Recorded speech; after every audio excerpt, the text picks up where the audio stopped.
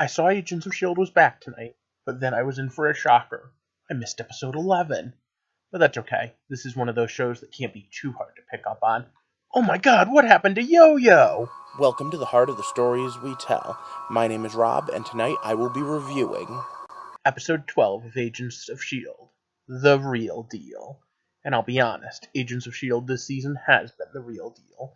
We started off with a time travel story that dragged on just a wee bit too long, but did a really excellent job of doing some of the time travel tropes I like.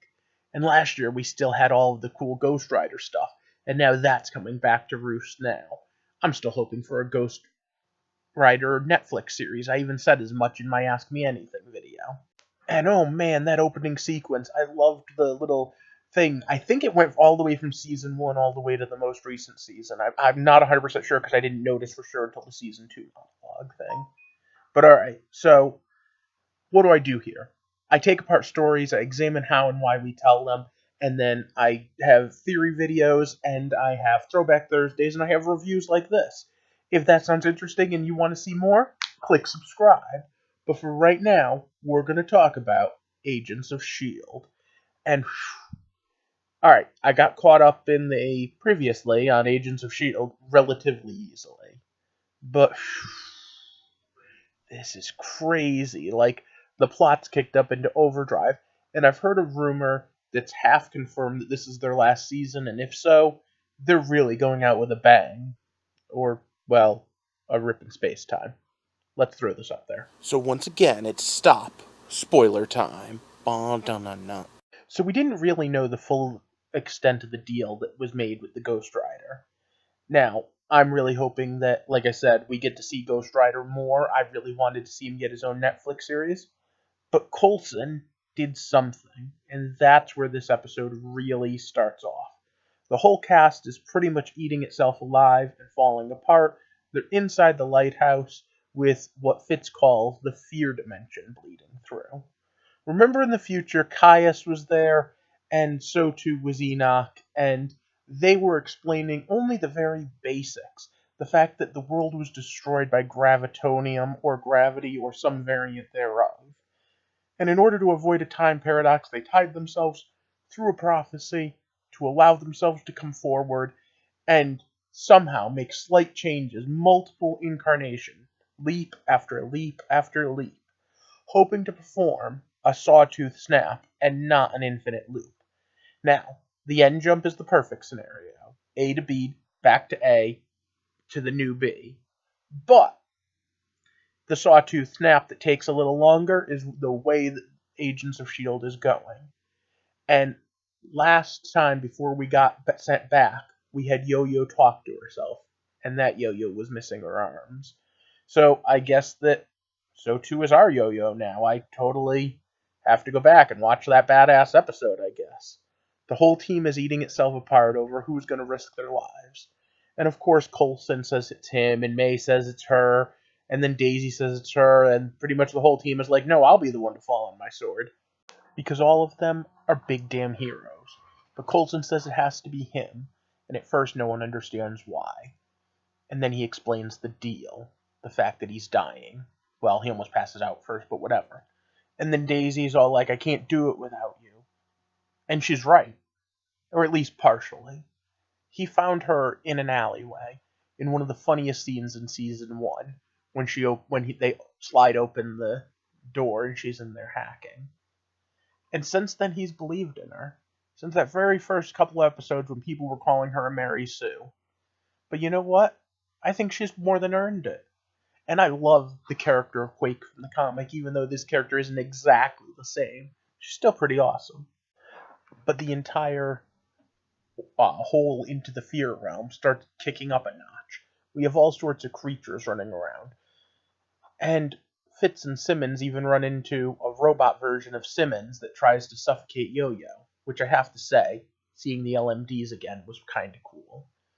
Then again, so was seeing all the other things that we got to see tonight. All in all, it was a pretty good episode. But you're left with this rather hopeless feeling in your stomach, like, when's the next shoe gonna drop? Remember what Yo-Yo told Yo-Yo? You can't try to save Coulson. But guess what? We already know they're going to try. There's something that can undo the necrosis. And we all know what that is. It's what did it in the first place, back at the guest house. The funny part is when I thought that they were traveling into space and not through time, I said I wanted to see a Captain Marvel tie-in this year. Well, guess what? Now that we might need to get some Kree blood, maybe we still have time for one last shot at getting a Captain Marvel tie-in. However, before we can get to my fantasies, we've all the horror. But alright, Coulson gives this great speech to Fitz. You know, that other thing I told you to do? Make sure you promise to do it. Because we need symbols of hope. We need something to believe in.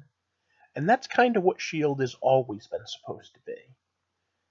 In a world full of mutants, in a world full of superheroes, they're the normal everyday people that are going about their business and still trying to make a difference.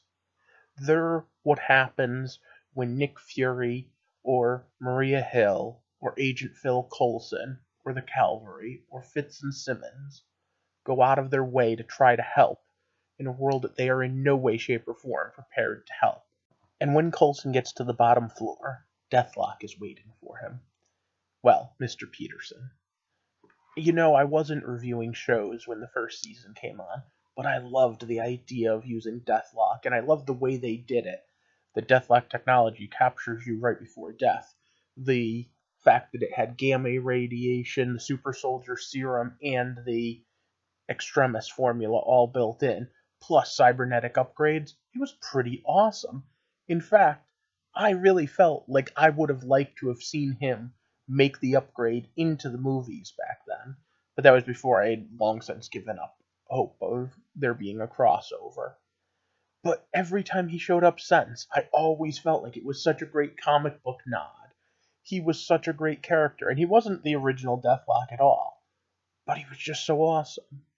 And I just want to say, before I actually go into this, I got kind of annoyed watching Jessica Jones, which I'm a little over halfway through right now, because you'd think that Trish Talk could at least reference some of these things, right? I mean, come on. Just have her talk about Deathlock and Spider-Man and maybe even a superhero that hasn't shown up yet. Just talk about it in passing. Hey, look, we have stories of X, Y, and Z happening. No special effects needed. But sorry, back to this show. The mind mess. Oh, the whole idea of implanted memories being just a fake dream. Whew. Some really interesting stuff. Now, yeah, we knew it wasn't as the audience because, well, we could see the other agents of S.H.I.E.L.D., but for a second there I was thinking, wow, wouldn't that be messed up if that's why it never really crossed over with the rest of the MCU? I actually have a whole video, if you go back a couple of months, maybe almost a year now, about how memories trick us and how we lie to ourselves in our memories. But just imagine if, in reality, Phil Coulson really was on the table. There was no Tahiti project. It would almost make sense. I mean, not 100%, but pretty darn close. And it was enough to really shake him. Now, of course, he's a true hero, so shaken isn't enough to dissuade him from doing what he has to do. But for just a minute there, he thought Peterson was just the EMT standing over him as he died. Meanwhile, the real Mike Peterson showed up, along with everyone else that was left of the agents of S.H.I.E.L.D.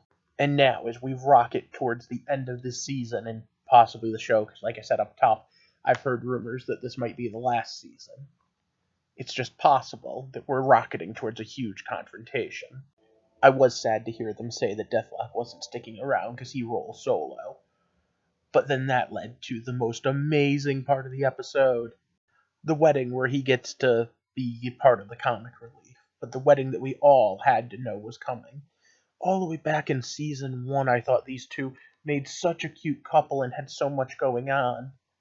But of course, it's short-lived because we find out that still well on track to that bad future, because they might be Zeke's grandparents. So what did you think of tonight's episode? Were you as excited as I was? Did you also miss last week's? Because I really swear they did not tell us they were coming back.